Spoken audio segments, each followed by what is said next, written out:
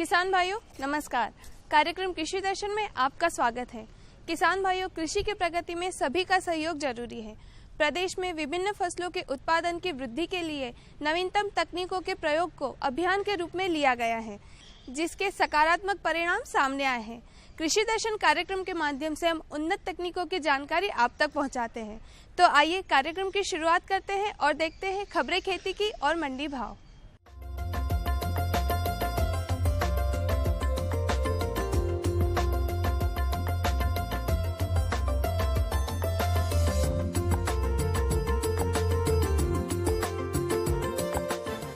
नमस्कार किसान भाइयों, खबरें खेती में आपका स्वागत है। मैं हूं दिनेश। शुरुआत करेंगे आज की मुख्य खबरों से। सूरजमुखी की उन्नत खेती, चने में उकठा रोग, अदरक भंडारण का तरीका, नियमित रूप से कराएं पशुओं का स्वास्थ्य परीक्षण और उन्नत कृषि यंत्र बेलर। सूरजमुखी की खेती एक लाभदायक खेती है। सूरजमुखी के साथ साथ मधुमक्खी पालन भी किया जा सकता है। इसकी बुवाई दिसंबर जनवरी में की जाती है। सूरजमुखी का सामान्य किस्मों का बीज 4 से 5 किलो, संकर किस्मों का बीज 1.5 से 2 किलो प्रति हेक्टेयर पर्याप्त होता है। इसकी उन्नत किस्मों में हरियाणा सूरजमुखी 1, संकर किस्म DK 3890, PSC 302, HS 3322, NMFH 592, ज्वालामुखी आदि मुख्य हैं।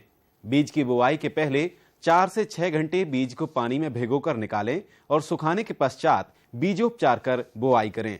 सूरजमुखी में उर्वरक प्रबंधन के लिए urea 125 kilogram, single superphosphate 250 kilogram तथा 33 किलोग्राम म्यूरेट ऑफ पोटाश प्रति हेक्टेयर की दर से डालें। सूरजमुखी की उन्नत किस्म की कतार से कतार की दूरी 18 इंच, संकर किस्म में 24 इंच रखी जाना चाहिए, जिससे फसल को अच्छी बढ़वार प्राप्त होती है। उकठा रोग चने की फसल में लगने वाला बड़ा ही गंभीर रोग है। ये रोग फसल की बुआई के 3 से 6 सप्ताह बाद दिखाई देता है। इससे पत्तियां मुरझा जाती हैं, लेकिन हरापन बना रहता है। पीड़ित पौधे को चाक से लंबाई में काट कर देखेंगे तो पौधे के अंदर की रस वाहिनी गंदी सी, काली सी दिखाई पड़ती है। ये समस्या भूमि में कम नमी या दीमक के कारण हो सकती है। ऐसी स्थिति में क्विनाल्फास 25 EC 1.5 लीटर दवा को 50 किलो रेत में मिलाकर प्रति हेक्टेयर के मान से खेत में बुरकाव कर हल्की सिंचाई करें, जिससे दीमक पर शीघ्र नियंत्रण पाया जा सकता है। अदरक के कंदों से अगले वर्ष से अच्छा अंकुरण प्राप्त हो, इसके लिए अदरक को गड्ढों में भंडारित करना चाहिए।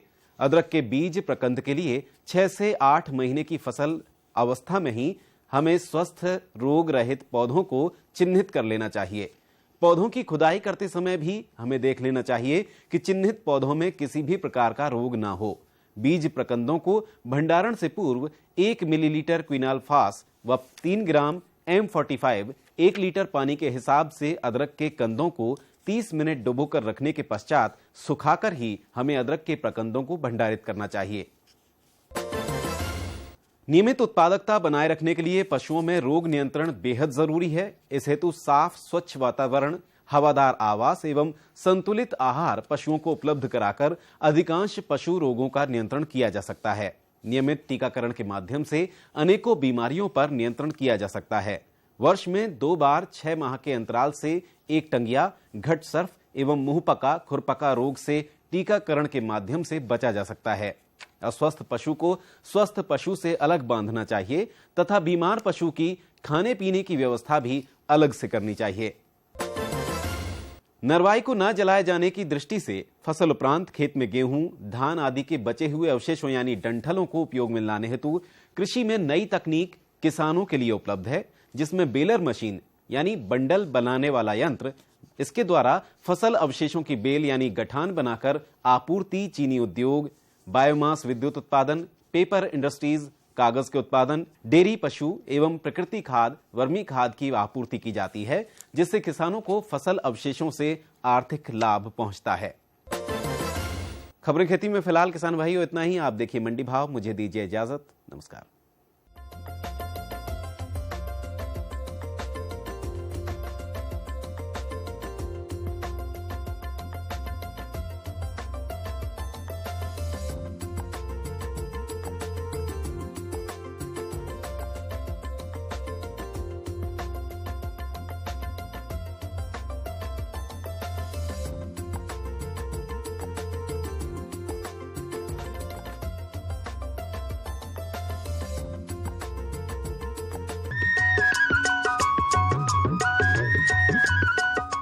ये लो। और बताओ। बस। अरे ये क्या भैया जी, बस इतनी सी रासायनिक खाद? किसानी छोड़ रहे हो क्या? किसानी नहीं, नादानी छोड़ रहे हैं। मिट्टी की जांच कराई है। अब तो लालाजी जितनी जरूरत है उतने ही उर्वरक खेत में डालेंगे। हाँ, किसान भाई आज ही अपने जिले की नजदीकी भूमि परीक्षण प्रयोगशाला में मिट्टी की जांच जरूर करवाएं और मिट्टी में पोषक तत्व, नमी व पौधे के विकास को देखते हुए केवल जरूरत के अनुसार ही पोषक तत्व डालें। और हाँ, मिट्टी में गंधक, जस्ता, बोरोन जैसे सूक्ष्म पोषक तत्वों का पता लगाना भी न भूलें। उर्वरक और जैविक खाद के सही उपयोग से भूमि का उपजाऊपन बनाए रखें, उत्पादकता बढ़ाएं, खर्चा घटाएं और बहुमूल्य विदेशी मुद्रा बचाने में भी सहयोग दें। और हाँ, धीमी गति से नाइट्रोजन उपलब्ध कराने वाले उर्वरकों जैसे नीम लेपित यूरिया को प्राथमिकता दें और यूरिया का पत्तों पर छिड़काव करें। अरे वाह, तू तो सचमुच समझदार हो गया रे। अधिक जानकारी के लिए संपर्क करें जिला कृषि अधिकारी या किसान कॉल सेंटर।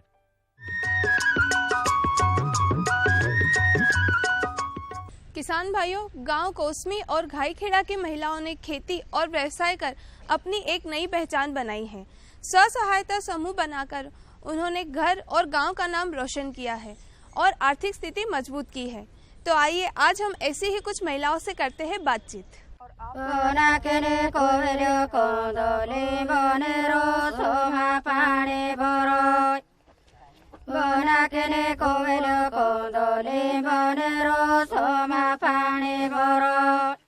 भैया बहनों, आज हम आ गए हैं मध्य प्रदेश को जो मालवा अंचल क्षेत्र है ना, वहाँ में एक जिला सीहोर का एक गांव है कोसमी।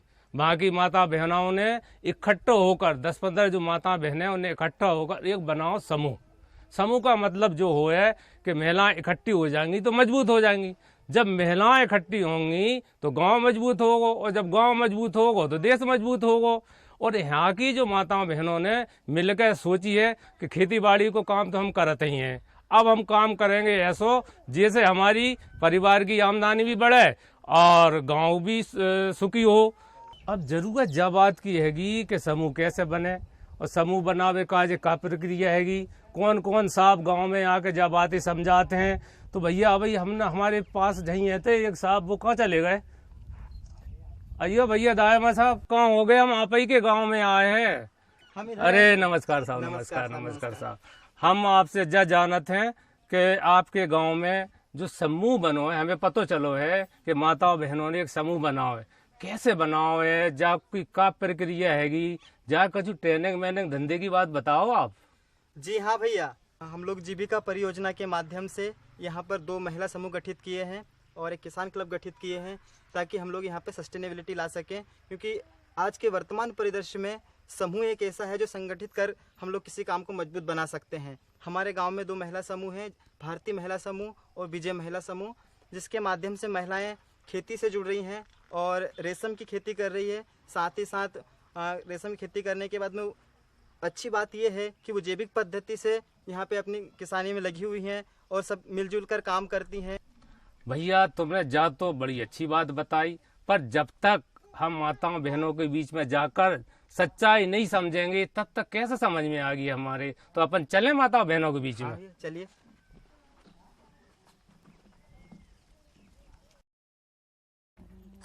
राम राम बहनों। अरे राम राम भैया। भैया अब जमानो बदल गयो है। पहले माताएं बहनें घर की 4 दीवारी में बंद रहती, अब वक्त बदल गयो है। अब महिलाओं ने कमर कस ली है कि अपने परिवार, अपने घरे और अपने देश से आगे बढ़ाने हैं। चाहे खेती को काम हो, चाहे धंधों को काम हो, और जरूरत है समूह बना के। और जहाँ लग रहा हो हमें समूह पर अब बैठ गया माता बहनों के बीच में।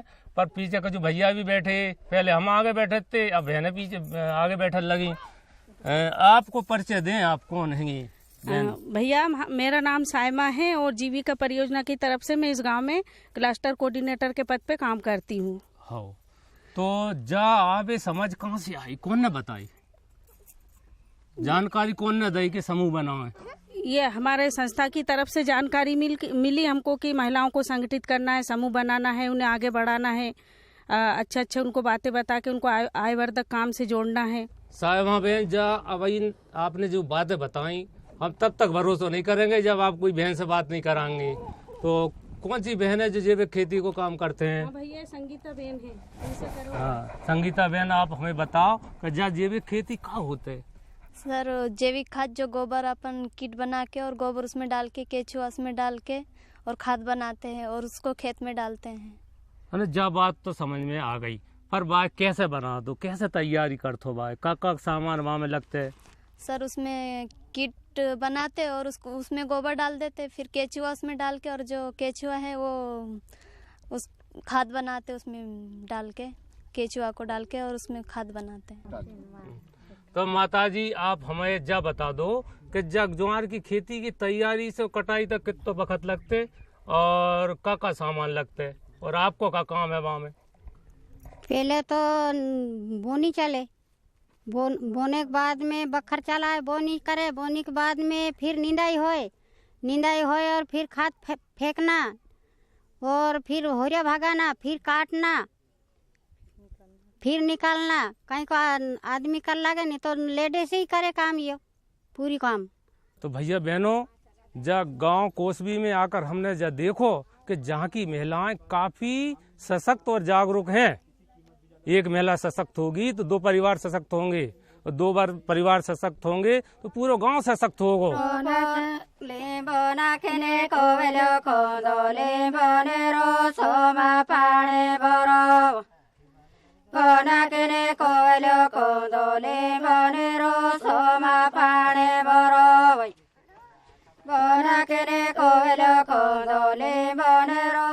भैया बहनों, हम अभी तहसील इछावर को एक गांव है कोसबी, वहाँ थे, वहाँ माता बहनों से बात करी। अब आ गए हैं अब तहसील इछावर का एक गांव है धाई खेड़ा, और धाई खेड़ा में बहुत सारी किसानी महिलाएं बैठी हैं। राम राम सबे, राम राम राम राम राम राम।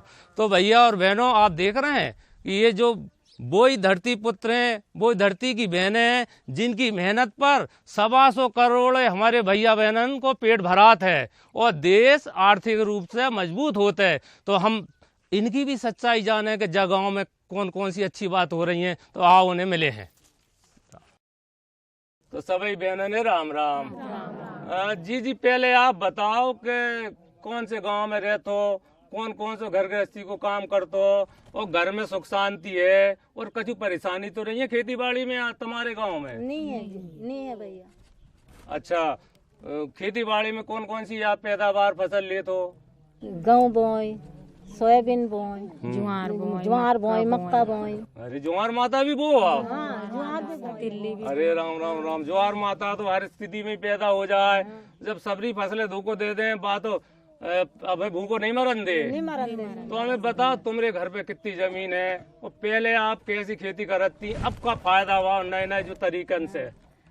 हम केचुआ खाद बनाए, वो फेंका, हमारी अच्छी से फसल हो, हमारे अब खुशी खुशी हो रही है हम तो अब रेशम जी ने बताई जब बात सही है कि? सही।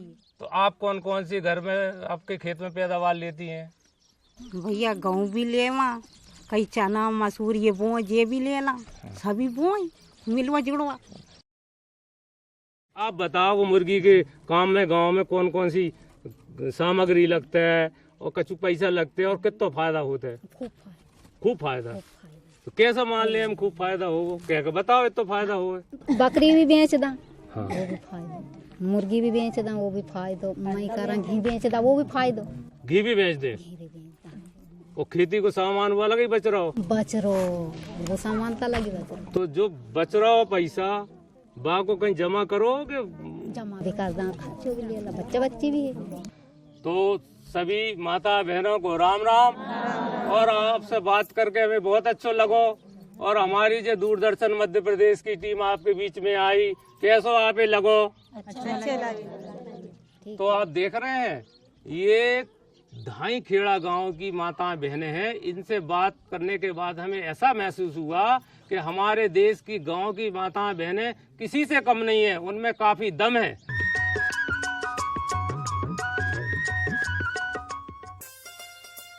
अम्मा खाना दे दो ना। सबर कर गोलू, अभी दाल नहीं गली है। तू फिक्र ना कर गोलू की अम्मा, अब की बार अपनी दाल खूब गलेगी। क्या मतलब जी? अब की बार NFSM के तहत दाल की पैदावार को बढ़ाने के तरीकों को दिखाने के लिए देश में 1000 क्षेत्र चुने गए हैं, जिसमें हमारा इलाका भी आ गया है। पर इससे हमें क्या फायदा? हमें 5 एकड़ खेती के लिए खाद, और कीटनाशक के अलावा बढ़िया बीजों की एक मिनी किट भी मिलेगी। इतनी दाल का करेंगे क्या जी? अरे भगवान, सरकार ने दलहन का समर्थन मूल्य भी खूब बढ़ा दिया है और इनकी खरीद का भी पूरा इंतजाम कर लिया है। इससे आमदनी बढ़ेगी और फिर हमारा गोलू अच्छे स्कूल में जाकर के कृषि वैज्ञानिक बनेगा। हाँ, खुशबू की फुहार में, स्वाद की बहार में, तरक्की की तानों में, खिलती मुस्कानों में, हरे भरे पौधों में, बड़े बड़े सौदों में, मधुर भिनभिनाहट में, खुशियों की आहट में। NHM बागवानी मिशन, हमारी चाहत, आपकी मुस्कुराहट।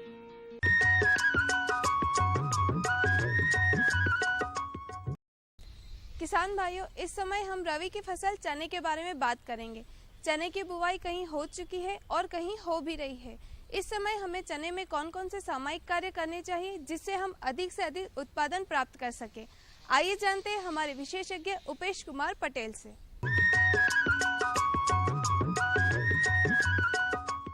किसान भाइयों, आज हम सेवनिया, ग्राम सेवनिया, विकासखंड इछावर, जिला सीहोर, मध्य प्रदेश के एक गांव पे खड़े हुए हैं। किसान के खेत पे खड़े हुए हैं और रबी मौसम चल रहा है। लगातार मौसम की विषमताओं की बात करें तो पानी, सिंचाई जल की कमी होती जा रही है और कम पानी में कौन सी फसल अच्छी हो सकती है, खासकर रबी मौसम में जब पानी कम होता है, उसके लिए एक विकल्प के रूप में चना एक बहुत महत्वपूर्ण फसल है, दलहनी फसल है।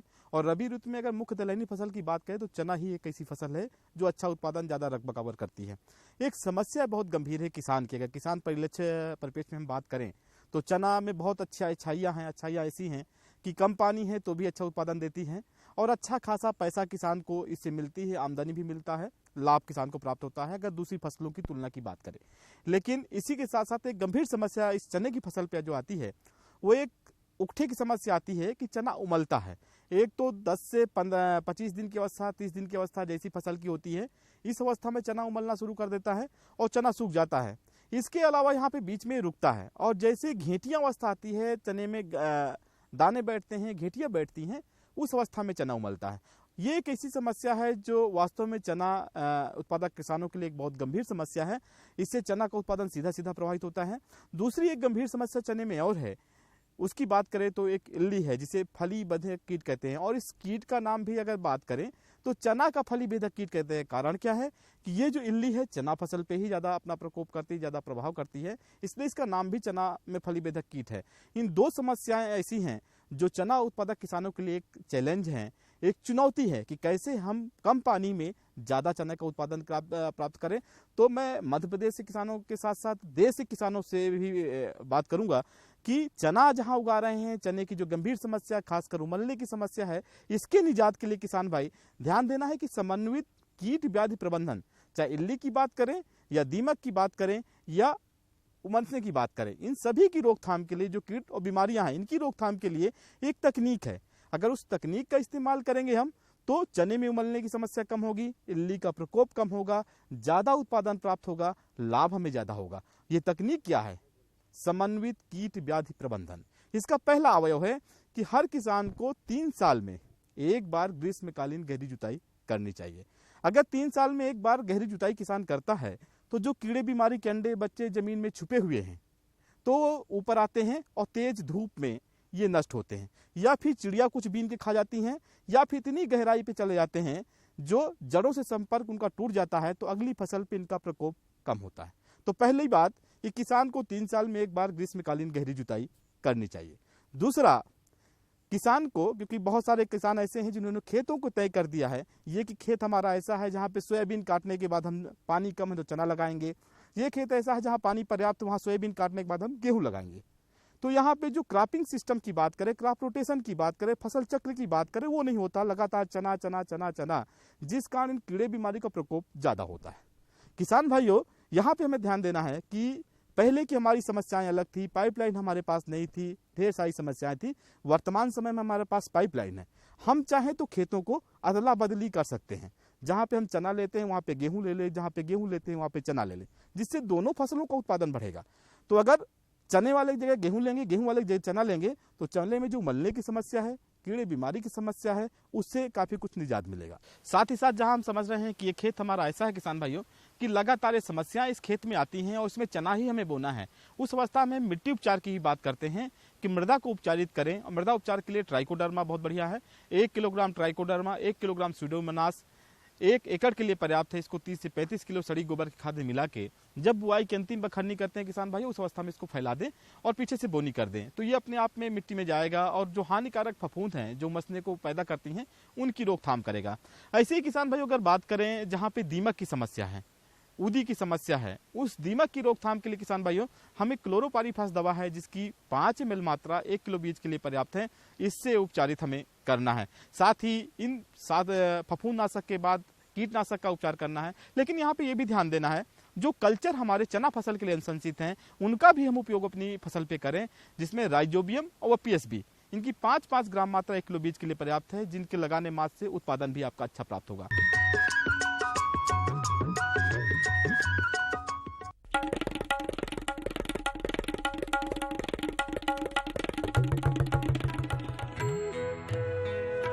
अम्मा जी मैं चली स्कूल पढ़ने। स्कूल? पर शादी के वक्त तो तूने कहा था कि तू पढ़ी लिखी है। अरे अम्मा जी फार्म स्कूल जा रही हूँ खेती की नई नई बातें सीखने, आप भी चलो ना। फार्म स्कूल, जहां खेतों में पैदावार बढ़ाने की हर बात किसानों को सिखाई जाती है, जैसे मिट्टी के हिसाब से सही खाद, बढ़िया बीज और जरूरत के मुताबिक कीटनाशक, ताकि कम लागत में अधिक मुनाफा। खुशबू की फुहार में, स्वाद की बहार में, तरक्की की तानों में, खिलती मुस्कानों में, हरे भरे पौधों में, बड़े बड़े सौदों में, मधुर भिनभिनाहट में, खुशियों की आहट में। NHM बागवानी मिशन, हमारी चाहत आपकी मुस्कुराहट।